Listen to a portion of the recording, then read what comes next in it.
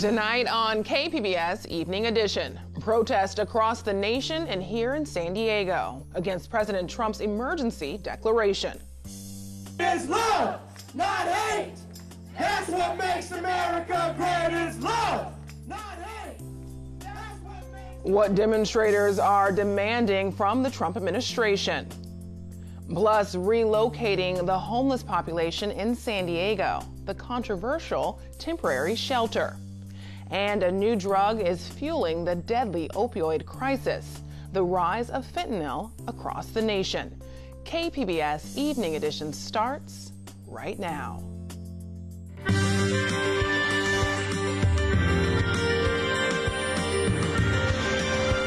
Good evening and thanks for joining us. I'm Ebony Monet. San Diego activists rally at the San Diego County Administration Center to protest President Trump's national emergency declaration. KPBS border reporter Jean Guerrero explains why they're calling it a fake crisis. It's love, not hate.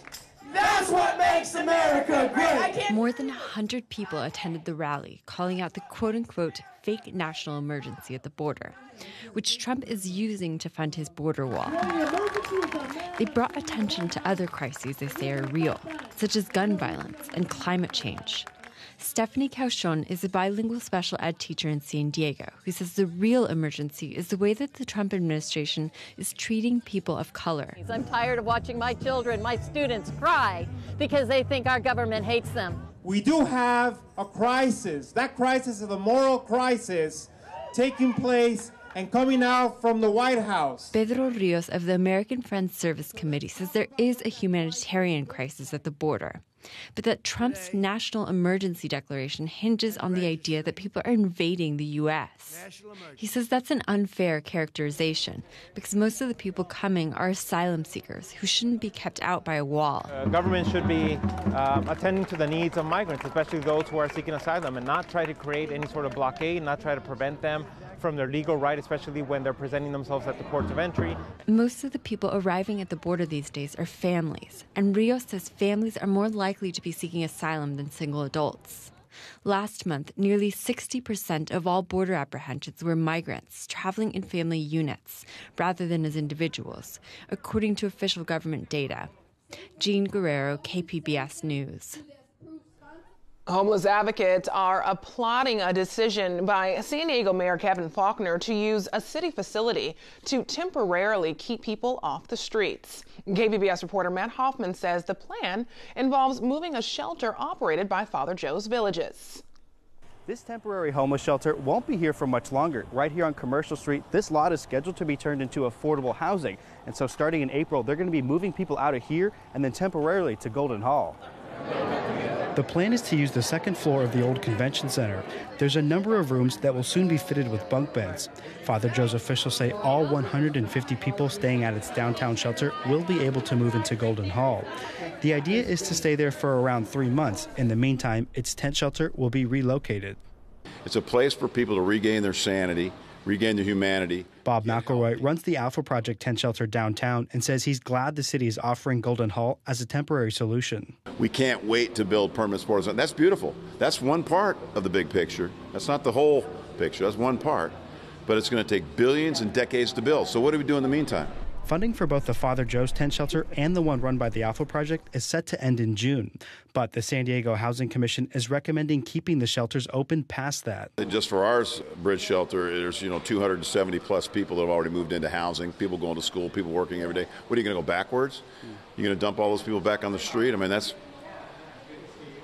a no-brainer. I mean, that'd be just ultimate stupidity. We decided. San Diego Padres general partner Peter Seidler and the Lucky Duck Foundation helped build the tent shelters, which people were originally opposed to. The cost of doing nothing is huge. Seidler wants more involvement from the private sector to help tackle homelessness. And I think what we can do in the private community are a lot of things. We can help with the analysis and make sure that it's based in facts.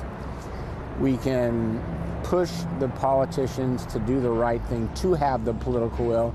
Father Joe says moving into the shelter at Golden Hall is just a temporary solution, and there hasn't been any discussion about using the location on a permanent basis. Matt Hoffman, KPBS News. The San Diego County Sheriff confirms he will waive fees to produce officer misconduct reports. A new state law now makes them available. But KPBS reporter Taryn Minto says the department originally estimated the cost to be in the hundreds of thousands of dollars. Sheriff Bill Gore told KPBS he will not charge for redacting records related to use of force instances or confirmed cases of sexual assault and dishonesty by a deputy. KPBS previously received estimates totaling nearly $400,000 to produce video, audio, and text documents for dozens of cases. Gore says he plans to hire more staff to help with redactions. He said he would like to upload records online once completed, but says he still needs to work out details with staff. The San Diego Union-Tribune's Matt Hall first reported Gore's change of heart on Friday after a series of phone calls with the sheriff. Gore says after talking with Hall, he was concerned the large fees made it seem like the department had something to hide. He says that's not the case. Taryn Minto, KPBS News. San Diego County health officials have issued an advisory warning doctors and parents to be on the lookout for Kawasaki disease. KPBS health reporter Susan Murphy tells us 16 children have been diagnosed with the potentially deadly disease since January. Kawasaki disease generally affects children under the age of 5. Symptoms start with a fever and swollen lymph nodes in the neck. And then everything turns red. Red rash, bloodshot eyes, red hands and feet. Jane Burns is a professor of pediatrics at UC San Diego and heads the Kawasaki Disease Research Center with a multidisciplinary team, including climate scientists. KPBS talked to Burns during another recent cluster of cases in November. If it's not treated, eventually it will go away over a period of weeks, but 1 in 4 children will be left with permanent, potentially devastating, fatal damage to their heart. Burns says the disease is believed to be caused by unusual weather patterns influenced by climate change. There are ideas that the increase in the surface ocean temperature may be increasing the intensity of trans-Pacific winds. And if those winds are carrying something that triggers Kawasaki disease, then yes, it's possible that climate change is related to the increased numbers of cases that we're seeing. The changing ocean winds would explain why children living along the coast were once predominantly impacted. But Burns says the epicenter has spread eastward to places like Escondido, Vista, and Temecula. The reason for the shift in our patient population to be more common now in the inland areas is a complete mystery.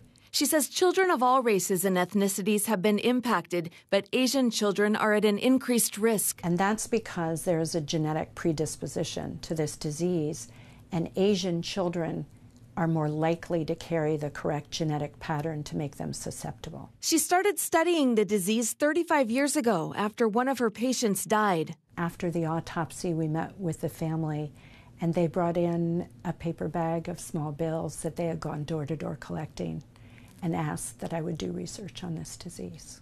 She says progress is being made, but her search for answers continues. Approximately 6,000 children in the U.S. are diagnosed each year, but the number of cases in San Diego has doubled in the last 2 decades. Susan Murphy, KPBS News.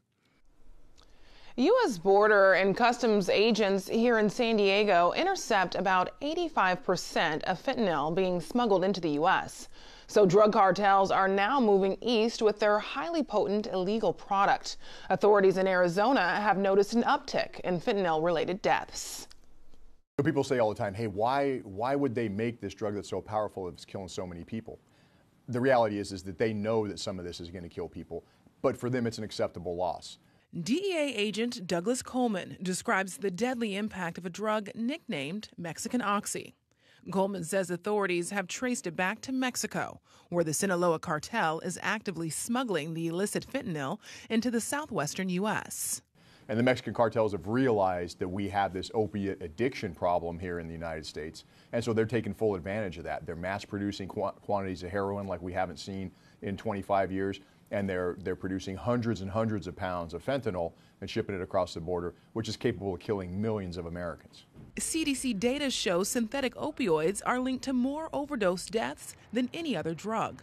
The latest numbers from 2016 to 2017 show fentanyl-related fatalities accounted for some 28,000 of about 70,000 overdose deaths from all drugs combined.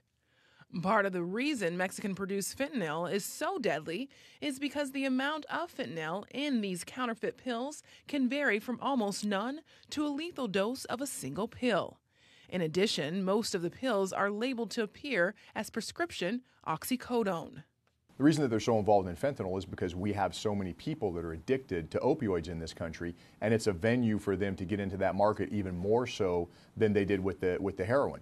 And remember, for fentanyl, it costs a couple of $1,000s to make enough drugs to make a couple of $1 million in profits. The cartels are using their long-established drug trafficking routes in Arizona and California. So if you need to hide a kilogram or 2 kilograms of fentanyl, it's really easy to hide that in an 18-wheeler and get it across, and the chances of you being detected are relatively small. The so-called Mexican oxy is being seized in record numbers at ports of entry right here in San Diego. Authorities say this has led to a surge in attempts to smuggle fentanyl into the U.S. by way of Arizona. So here's how the problem has grown with fentanyl. 4 years ago, we seized 0 fentanyl in Arizona. 0, not any. Last year, we seized hundreds of pounds of fentanyl powder and hundreds of thousands of tablets. Prior to the national fentanyl crisis, it was heroin linked to the most drug overdose deaths in the U.S. I'm Judy Woodruff. Tonight on the NewsHour, our correspondent in Venezuela sits down with Juan Guaido, whom the U.S. recognizes as the country's president. Coming up at 7 after Evening Edition on KPBS. Facebook is no stranger to consumer and Capitol Hill backlash, from data breaches to congressional hearings. Lately, it's been an uphill battle for the company. KQED's Thuy Vu spoke to an author who believes the social media giant is a threat to democracy. Joining me now is the author of Zucked, venture capitalist Roger McNamee. Nice to have you here. Thuy, it's a pleasure. You were an early advisor to Mark Zuckerberg and also later an investor. And you write about how in 2006 you advised him not to sell the company for $1 billion because you thought the company could achieve its mission much better by staying independent. What did you feel Facebook was back then? I thought Mark had found the holy grail for creating a large network of people who wanted to interact with each other. He was the first social network to come along that required authenticated identity. MySpace and Friendster and the predecessors hadn't done that and had quickly been overrun by trolls. But with authenticated identity, I was convinced Mark would build a company as large as Google was at that time, and it would be... You thought it could be a force for good. Oh, totally a force for good. What about now? What do you think of Facebook now? What basically happened was they discovered it was possible to build a network that connected the whole world. And I think that was Mark's goal at the beginning as well. But along the way, they discovered that if they got rid of authenticated identity as a requirement, if they relaxed all the privacy settings that they had in the early days, they would grow a lot faster. And they, at each step along the way, they compromised the safety of the people using the product in order to get to bigger and bigger growth and more profit. And in the end, the real miracle is that they got to 2 billion people on the network before we started to see the problems. I mean, it's a real tribute to how smart and clever they were. But with the problems they're facing now, right, with the data privacy, how they handle user data, in the example of Facebook, as the technology has evolved, it doesn't seem that Mark Zuckerberg seems willing to let go of the assumption that everyone will use and view Facebook the way he does. Yeah. So is it possible for him to solve the problems if he can't change his thinking along with the way the product has changed? Thuy, this is exactly the issue. And it's not just Mark, it's not just Facebook.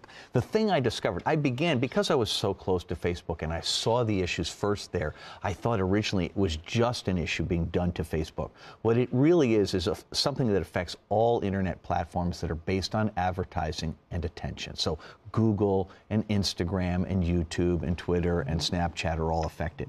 But the challenge here is that success is a reinforcing thing, and after a while you think you know all the answers and other people don't.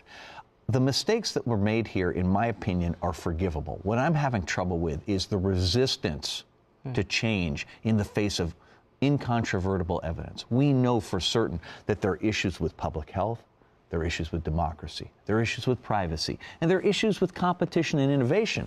And pretending otherwise is harmful not just to Facebook and to Google and Instagram and the rest.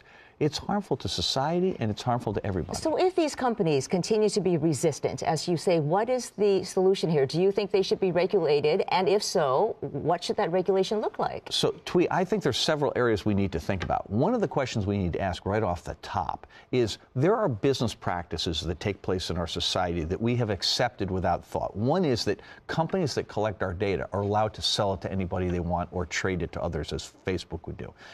For example, why is it reasonable for people to collect our credit card transaction data and sell it to somebody else? I think we need to have a debate on that. Same thing for geolocation data from cell phones. Why is that legitimate? Why should it ever be legitimate to gather data on minors, people under 18? I was involved there from 2006 to 2009. The business model that created the problems didn't actually begin until many years after I left. And I'm really angry at myself that it took me all the way to 2016 to see the problems. And so it is from that self-criticism that I have taken up this mantle. I'm no longer an investor. I'm a full-time activist trying to essentially take my biography, my experience, and the platform I have to try to both raise awareness and help direct us to a good solution. But for some people, I'm not the right messenger, but hopefully I will help to get this issue in front of people and help them understand it, which is what I did with my book, Suck. And this is an industry-wide problem, Absolutely. as you've pointed out. But really, a lot of the criticism has been leveled at Mark Zuckerberg because of the sheer power and reach of Facebook, right? But what about the role of Sheryl Sandberg? Because you were also instrumental in her hiring at Facebook. She had been offered a top executive position at the Washington Post. You said, no, why don't you consider Facebook instead? She took the Facebook position. And you say that really when it comes to the company's operations, Mark leaves the business side to her. How much responsibility does she bear for what has happened? To be clear, they're the leaders of the company, so they bear a lot of responsibility. But the thing I want to make clear is that the managements of all of these companies began with an idealistic vision, right? In Google's case, to collect all the world's information. In the case of Facebook, to connect everybody.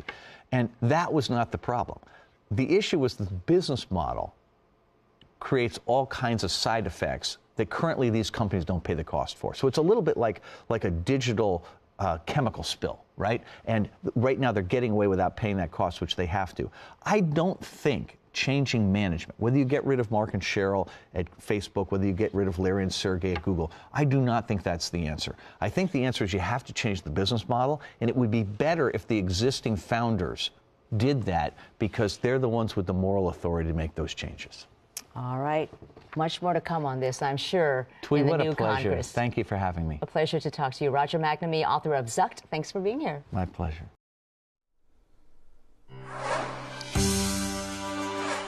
It was a rainy weekend in San Diego, and parts of the county even saw snow.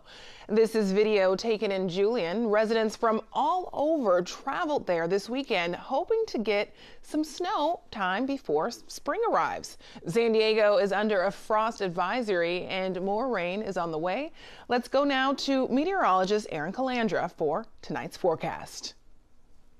Good evening. I hope you had a nice day today. Our weather, well, it's kind of chilly. Temperatures are certainly below average. And because of that, we do have some weather alerts out there for tonight. We have concerns for frost. There's a frost advisory from Riverside all the way down to Alpine, places in between. And that means if you have any kind of plants you want to protect, bring them indoors or wrap them up. This is going to be overnight tonight and also again on Tuesday between 10 p.m. and 9 a.m. Temperatures, they are really just going to drop. As far as precipitation, not much going on here in Southern California right now. That's going to change midweek. We're going to see rain and even snow. So taking a look at the metro area tonight, 42 degrees. That's chilly, below average. In Ramona, we're talking 28. In Mount Laguna, down to 21 degrees. It's because we have this big dip in the jet stream. It's called a trough. It's leaving us wide open for this chilly air to come blasting down from the north. And it's not just us, it's everyone here in the Southwest. We're dealing with abnormally cold temperatures. So for tomorrow, it's going to be nice and sunny, but the high in San Diego only 59 degrees. And Ramona will reach 55 and Borrego Springs sitting at 62. And that's going to be the trend this week. Here we are midweek, still a big trough sitting on top of us with chillier air. We actually expect to see a storm moving in Wednesday through Friday with some showers and then some periods of rain. About a half an inch of rain will drop along the coast and the interior areas. We could see about a half to 1 inch of rain, again, mid to late week. Temperatures will rebound by the weekend. We'll be back up into the 60s. Now for the mountains, we're going to see snow measurable. Big Bear, 4 to 5 inches of snow. Parts of Mount Laguna seeing about 8 to 12 inches of snow. Again, that's toward the end of the week, and it will be drier by the weekend with sunshine. And in the desert, spotty showers around Thursday and Friday, drier and warmer by Saturday, with some sunshine at 63 degrees. For KPBS News, I'm Erin Calandra. Back to you. A tech startup, Deep Space Industries, has created synthetic asteroid dirt. In tonight's SciTech report, producer Luke Groskin explains why space agencies are buying it up. Make asteroid dirt for a living. Dr. Stephen Covey works for Deep Space Industries, a tech startup whose mission is to make commercial space exploration possible. We're standing inside of Deep Space Industries' Florida lab, where we actually manufacture asteroid dirt. Known scientifically as regolith. It's really the surface covering of an asteroid. But not just any asteroids. We're making asteroid simulants of the asteroids which we believe are the most valuable, that have basically water and volatiles in them. If you take water and CO2, you can make rocket fuels. You can also make methane and plastics. And with the remaining metals, you can make structures. Now, how do they know that all this good stuff is inside the asteroids? We don't really know. We haven't been on an asteroid yet, but we can get pretty good guess because we have meteorites all around us, and we can study the meteorites, and we can make simulants that are much cheaper than meteorites and in much larger quantities, but they have the same minerals which we think are the most common ones on asteroids. Common minerals such as olivine, pyrite, and magnetite make up the core of their mixture. We work with the University of Central Florida, and they basically come up with a mineralogical recipe that says this is what you need to work toward. Armed with all these ingredients, it's time to blend them together. What we are doing is quite closely akin to cooking. We take raw minerals and we crush them into a powder of an appropriate size. After we crush it, we measure out appropriate proportions of all of the different minerals that go into it. Now add water and stir. We use a large industrial mixer to mix it into a mud pie, a paste.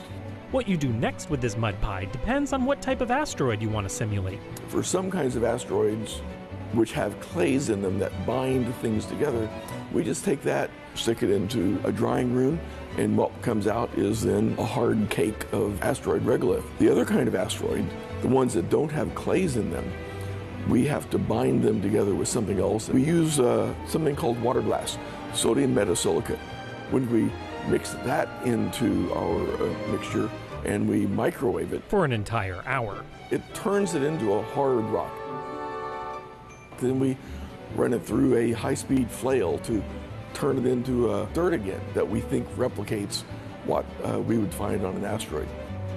Sometimes finding the right ingredients is a little too difficult.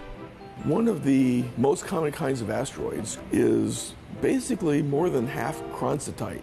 That is not common on the Earth, so no one mines it.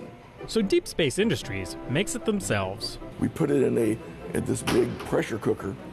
For every 100 kilograms of phaolite, we add about 40-45 kilograms of water, seal up the pressure cooker, and then heat it up to 410 Fahrenheit for a week.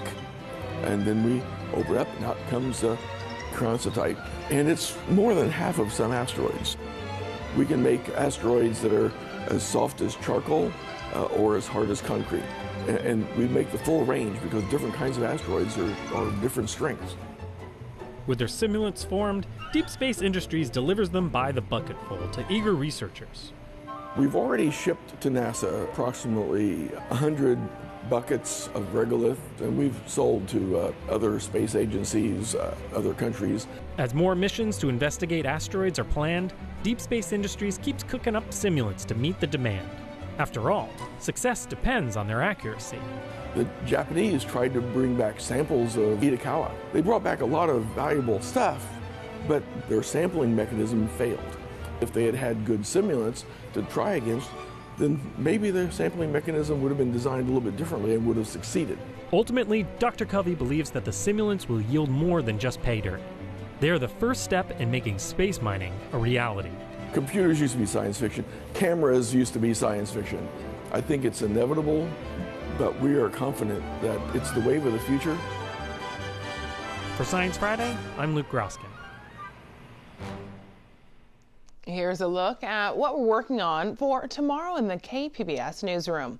On Morning Edition, Sammy Davis Jr. made a name for himself in showbiz. A new documentary about his life and career debuts tomorrow night at 9 here on KPBS. And on Midday Edition, an award-winning novelist who weaves African culture into science fiction and fantasy stories visits San Diego.